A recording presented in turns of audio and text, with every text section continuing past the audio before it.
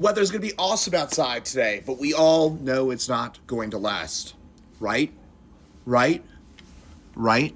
Yeah. As we look ahead to next week, we're going to be talking about a dramatic change. I've been talking about this for a couple of days now. Of course, I'm recording this on February the 27th. So this is very typical for this time of year that we've got these big flips, 60s, then flipping over to snow. So let's get into that. What we have next week, and the reason why I've been highlighting this for a few days, is this has the classic look of a March storm. We're going to get an area of low pressure that tracks its way into kind of a sweet spot for us across southeast Colorado. However, this doesn't look like a particularly cold or strong storm for March standards, at least. However, the placement of it will lead to that potential for a few inches of snow for parts of the Denver area, and then you get above 6,000 feet, the foothills, the Palmer Divide.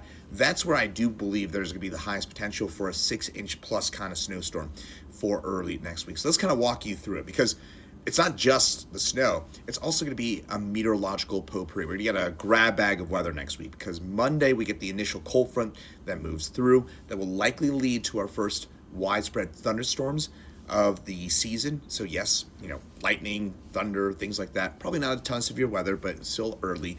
It does look like next Monday afternoon, Monday night, we'll probably get some thunderstorms on the front end of this as the front moves through. Then, as we look ahead to our Tuesday, we transition from rain to snow. Exactly when, still too early for that. Again, it's Thursday morning as we record this. We're talking about next Tuesday, still a ways out. However, it does look like sometime on Tuesday, we transition from rain to snow.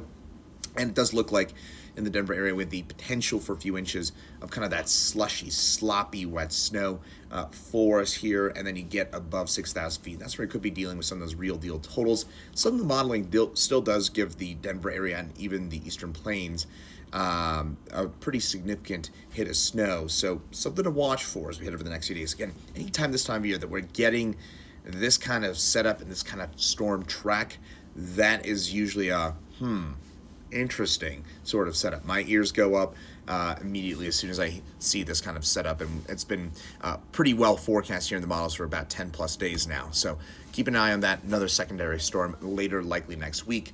Overall, it just looks really active for next week and through the middle of the month, which is, again, typical for early to mid-March here in Colorado. Again, more details as we get closer.